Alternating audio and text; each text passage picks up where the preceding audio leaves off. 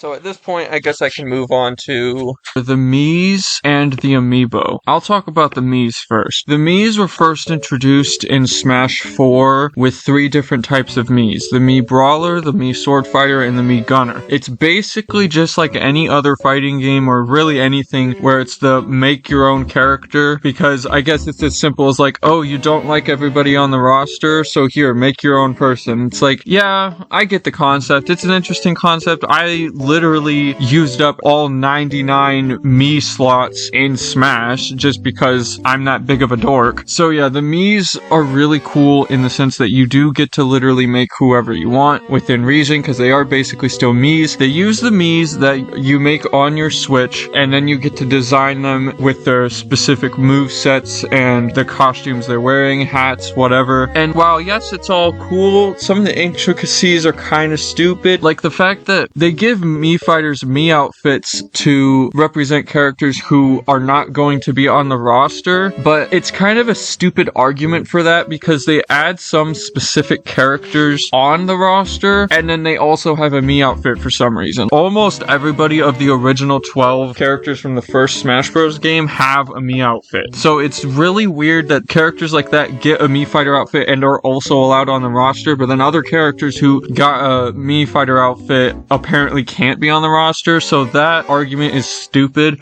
And for me personally, I feel like those characters shouldn't even have Mii outfits because it makes no sense. It destroys the whole purpose of the Miis. You're supposed to be making your own character, and it's kind of stupid when they add in like these Mii outfits that are supposed to be resembling or supposed to be for one specific video game character, because then their only purpose is to make that one character, when the whole point of the Miis is to make your own character of infinite possibilities, not just one guy. So that's all I really have to say about the Miis. And then there's the Amiibo. Now the Amiibo, just like the Miis, were introduced in Smash 4, and the whole concept of the Amiibo are literally based off of Smash Bros. Trophies from Smash Melee and Smash Brawl. So all of Amiibos probably wouldn't exist without Super Smash Bros. I know it's really weird to think about, but like, it makes sense. And it's also interesting to think that Super Smash Bros. Is probably the only series that has over 100 Amiibo, and that's crazy. So in a sense of collecting all of them, it's like so stupid because you're spending hundreds and hundreds of dollars just collecting these Amiibo. And I guess it's okay though, because Amiibo, unlike all these other sold separately figurine character video games from about a decade ago, like Disney Infinity, Skylanders, and Lego Dimensions, Amiibo actually sold pretty well and are still around to this very day. And the only reason they stuck around, unlike those other 3 I just mentioned, is because you do not need the Amiibo to play the game, whereas with Disney Infinity, Skylanders, and Lego Dimensions, you literally need at least 1 or 2 figurines just to play the game, whereas with Smash Bros, you can play the game just fine without even buying a single Amiibo. I know that just doesn't really make a whole lot of sense. It's like, how did they sell well if people don't even have to buy them? Well, I guess people are more prone to buying it if they don't have to than when they have to. It's one of those instances like you'd rather buy it out of sheer will than buying it because you're forced to. And I love how they executed them in Smash, because in different Nintendo games they do different stuff, and in Smash specifically they literally add a whole, I would say basically an AI CPU in Smash that you get to fight and level up. And like, apparently what I've learned off a couple of them is that they basically learn off of other fighters and basically whoever else is in the match. And I don't know, it's one of those things like, I've gotten myself a couple of Amiibos myself, and I will say that it is kind of true, honestly. Back when I first got a couple of them, they were like really terrible, always losing, and now that I've leveled them up for over a couple years now, they have basically become the equivalent of like a human person playing Smash almost, which is kind of weird to think about, but not really at the same time. It's quite literally like a human, real live person playing Smash, but mixed with the CPU. That's basically what the Amiibos are, because they still do some pretty stupid moves and stuff that CPUs would do. But I will say that the Amiibo are really good opponents to fight in Smash, because they actually are really helpful when I'm trying to like get better at Smash, because let's be honest, all of us need a little practice here and there. And here's how you do it, because I know fighting CPUs, once you get really good at fighting the level 9 CPUs, you can't fight anything harder than that, because level 9 is the top most powerful CPU. So once you're able to beat those easily, how are you supposed to get something harder? And it is is through the amiibos, because if you give the amiibo a spirit, like when you first start leveling up or whatever, and then you don't give yourself a spirit in battle, you're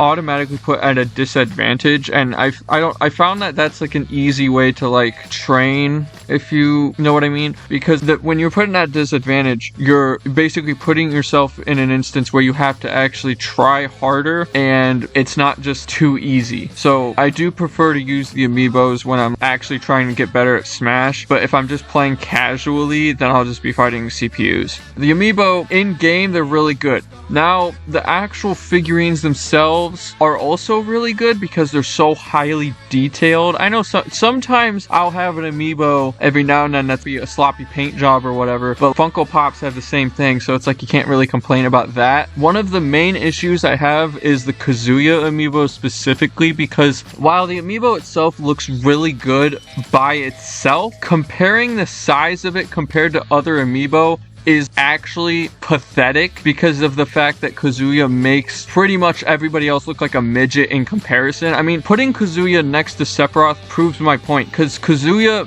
it looks so large. He doesn't just make Sephiroth look short, he literally makes Sephiroth look like a midget. Like, he looks so tiny. Like, why is Kazuya so big? I don't know why they did this, especially for the fact that his feet aren't even sitting on the little pad. Like, they had to put these clear, ugly pieces of plastic just to keep him attached to the platform. And it's like, why? You wouldn't even have to do that if he was just smaller, then he'd be able to fit on it. So the sizing with a couple of the amiibo is stupid, but I don't know whose fault that is to blame. Like, I don't know who's in charge of the merchandising at Nintendo, but yeah, the amiibo and the Miis, it's really good. It's definitely really good. The only complaints I have about it are like nitpicky, so that's not enough to say it's bad. So it's really good. It's really good.